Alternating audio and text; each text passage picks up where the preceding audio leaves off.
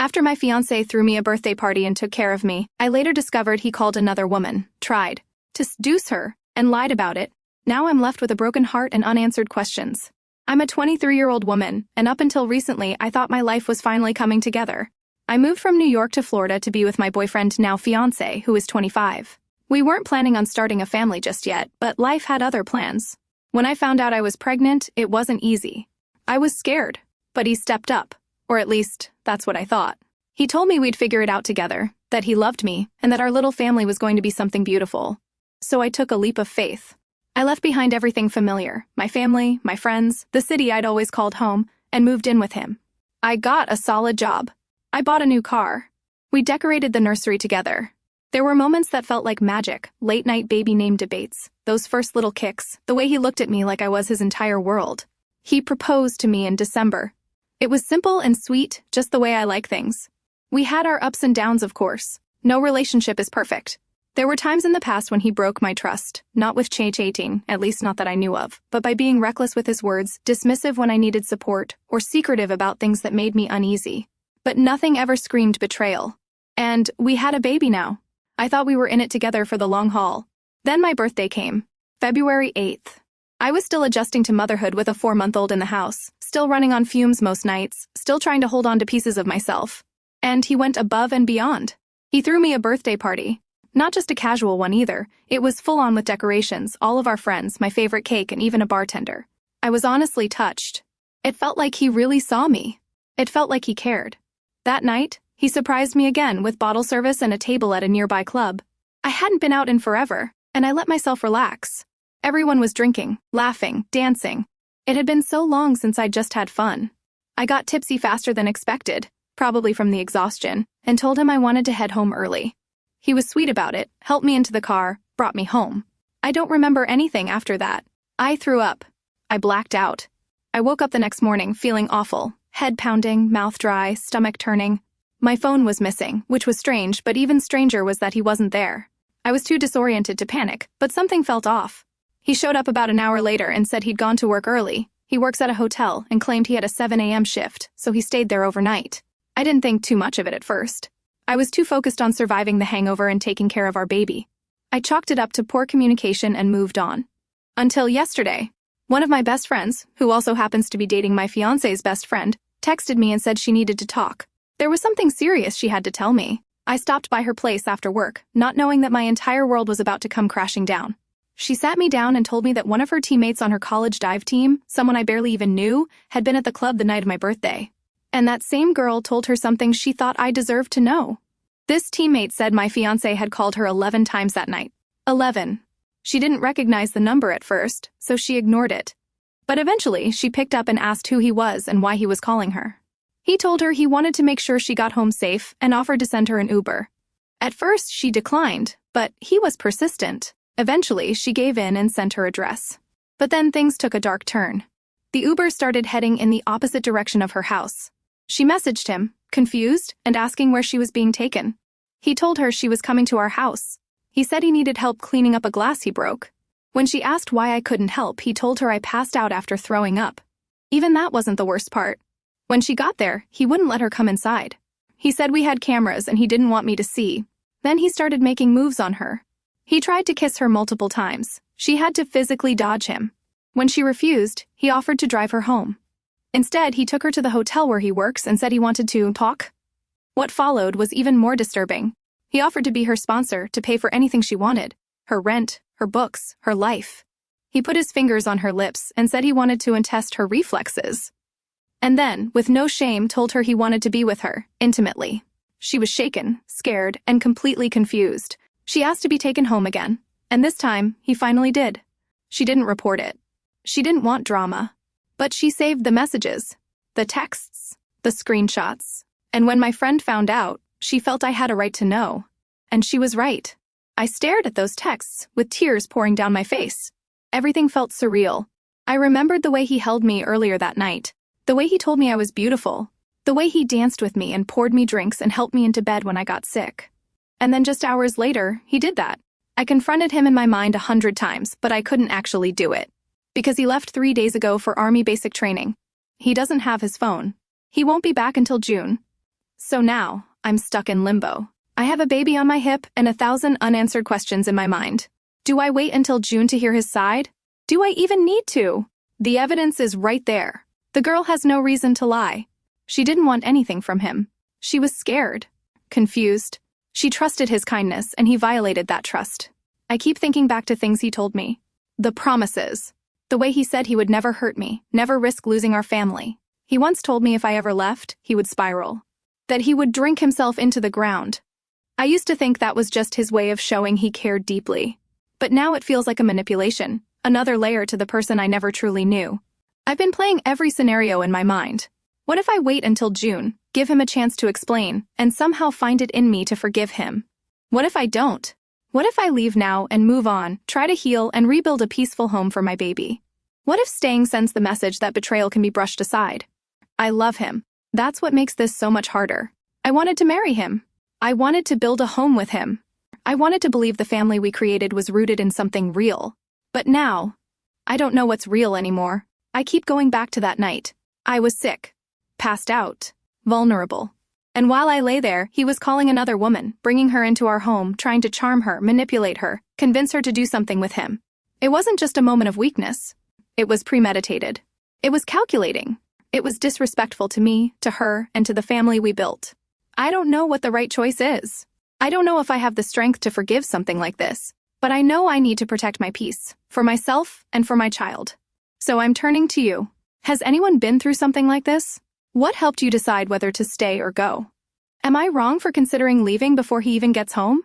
Or should I wait, give him a chance to speak, and make a decision then? I want to believe that people can change. I want to believe that love is enough. But right now, love feels very far away. And I feel so alone. Story 2. After 18 years of believing we were unshakable, I discovered my husband's emotional affair with Chloe, his lies, and his deception. Now I'm left picking up the pieces of a shattered heart and home. For 18 years, I believed we were unshakable. I met my boyfriend David when we were both just out of college. Him, 24, full of quiet ambition, and me, 22, full of curiosity about what life could become with someone to share it with. We were never flashy, never loud, never the kind of couple that needed to prove anything to anyone. We built our life quietly. Together. We bought our house after 5 years, not far from my parents. We had our son 6 years into the relationship. A happy accident that became the center of our world. I always thought love matured with time, that it turned into something quieter but deeper, a strong current beneath a calm surface. But I never saw it coming. Last fall, David began acting differently. At first, it wasn't dramatic. He smiled more, stayed out later, and came home with stories of his new colleagues. He'd recently switched departments at work, and with it came a new social circle. There were happy hours, impromptu get-togethers, and even board game nights. He told me about a few coworkers. Some names popped up more than others, but one name in particular started to repeat. Chloe. Chloe was 36, recently divorced, and worked in the same creative department as David. She was the cool girl of the office. Funny, stylish, easy to talk to, apparently a great listener. At first, I didn't think much of it. I was glad he had someone he clicked with. David had always struggled socially, especially after becoming a dad. He put so much into our little family, his time, his patience, his care, that I didn't question that he might just need a friend. But then things started to change. He began coming home later and later. There were nights when he didn't come home at all, texting only to say they had gone to someone's place after a night out, and that he had crashed on their couch. Everyone was there, he insisted. We were watching old movies, it got too late to drive. I had just returned to full-time work after years of freelancing to be home with our son. Balancing work, parenting, and managing our home was overwhelming. And David pulling away added a weight I couldn't carry easily. I would get up in the mornings, get our son ready for school, and go to work while he slept in after his long nights out. I tried to stay patient. I told myself this was just a phase. Maybe he was having a midlife moment, trying to reclaim something he felt he'd lost. Then came the concert. David told me weeks in advance that a group from work was going to a big concert. I smiled and said that sounded fun. The day of, he mentioned that he would be sharing a hotel room with Chloe and her brother. That struck me as odd. I questioned it gently. Why would he share a room with her and her brother? Weren't there others going? He brushed it off. It's just easier this way, he said. And cheaper. Plus, I'll be with her brother, so it's not weird. I nodded, but something inside me whispered, this isn't right. The night he left, I didn't sleep. I watched the clock. At 1 a.m., I sat in our dark living room, wide awake, heart pounding with anxiety I couldn't explain. When he came home, I asked him directly, "Is there something going on between you and Chloe?" He didn't answer right away, just lowered his head and let out a long sigh. Then he admitted that he had feelings for her, that they had become close, that he enjoyed spending time with her, that they talked about things he hadn't talked about in years. But nothing happened, he insisted. And I swear, no kissing, no touching, just emotional connection. I felt like the ground beneath my feet gave way. For a moment, I forgot how to breathe. But I believed him. I wanted to believe him. I clung to that shred of hope like it was a lifeline. I told him we needed to work on us, that we had too much to throw away, that people made mistakes and emotional affairs could be undone. I cried every night. I barely ate. I poured everything into making our relationship work. I told myself, we've been together for 18 years. We're not giving up now. But it was all a lie.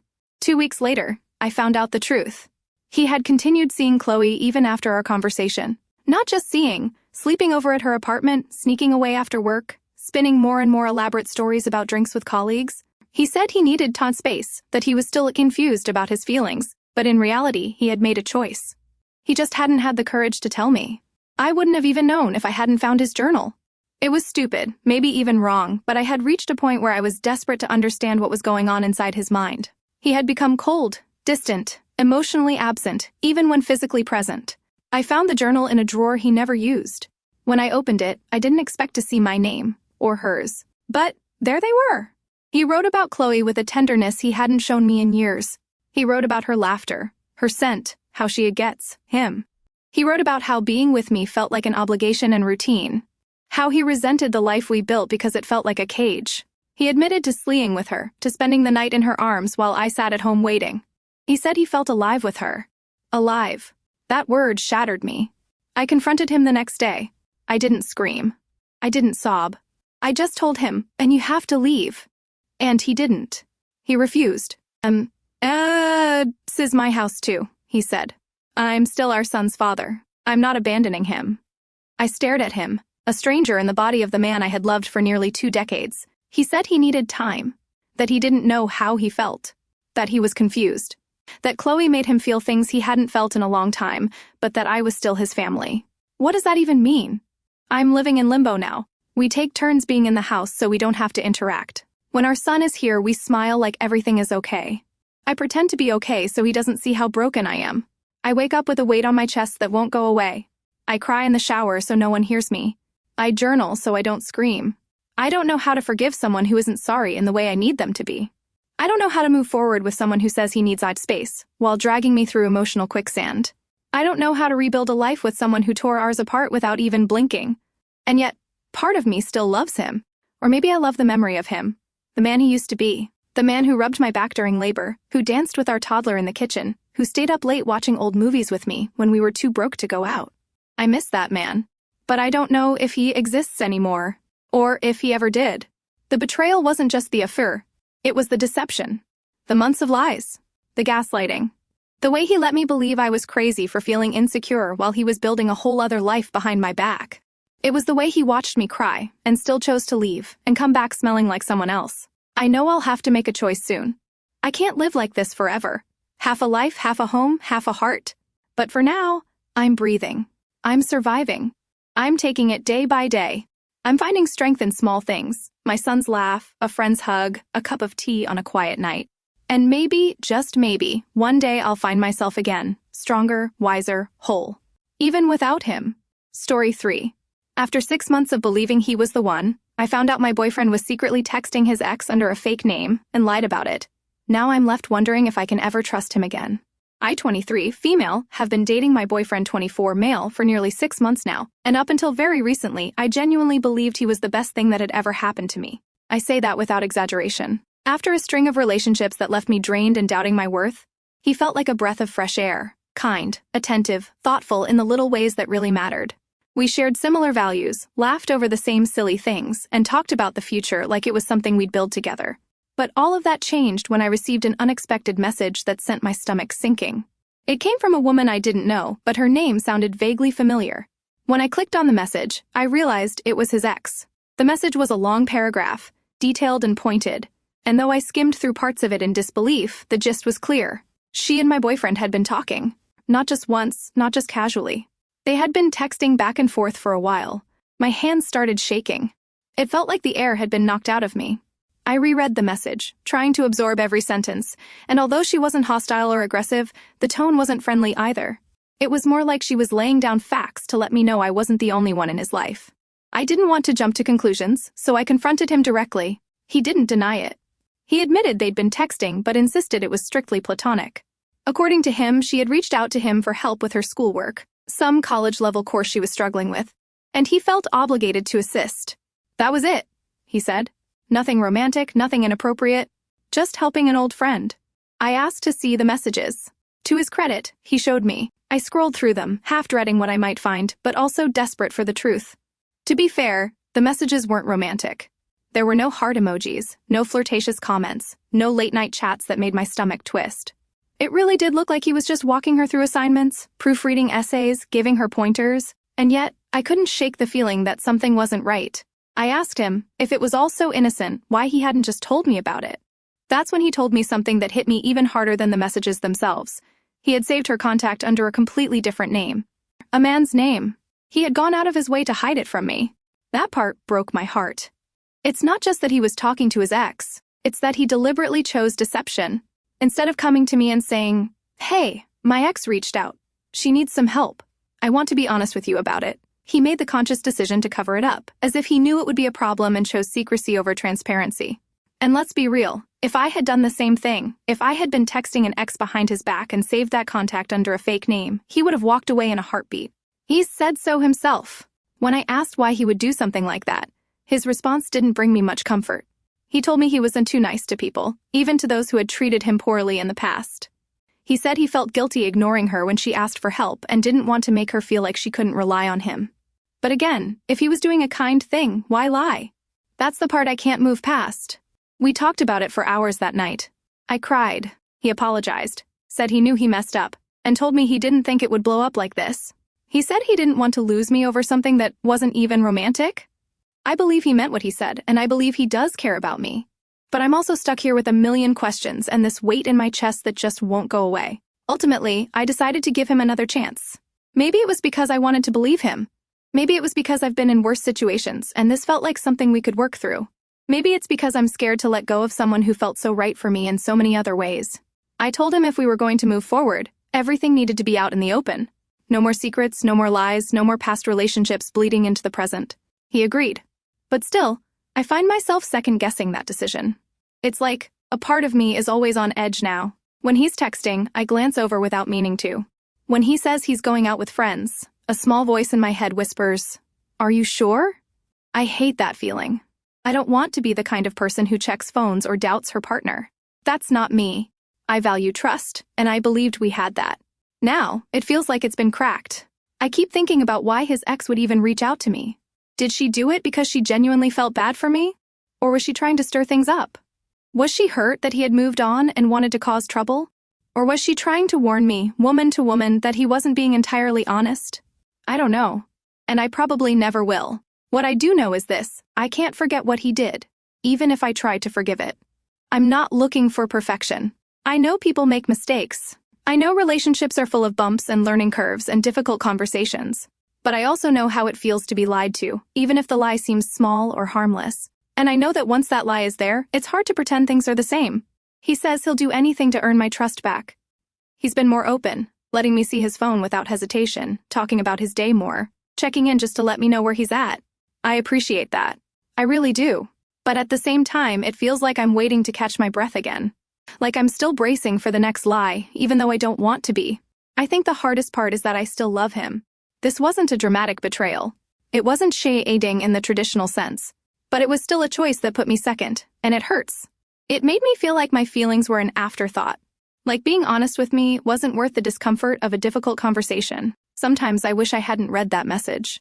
Sometimes I wish I could go back to how things were a few weeks ago, when I still saw him through rose-colored glasses. But I know that wouldn't be fair to me, or to the version of us I believed in. So now I'm left with a decision. Do I stay with someone who made a mistake but seems to genuinely regret it? Do I trust that this was a one-time lapse in judgment and that he's learned from it? Or do I accept that the lie itself is a red flag I can't ignore and walk away before the damage becomes too much? I don't have an answer yet. I'm still figuring it out, day by day, moment by moment. Sometimes I feel strong and ready to rebuild what we had. Other times I feel foolish for staying. But if nothing else, I know I need to keep choosing myself. If I decide to stay, it has to be because I believe we can grow past this, not because I'm scared to let go. For now, I'm holding space for both those possibilities. And maybe that's enough.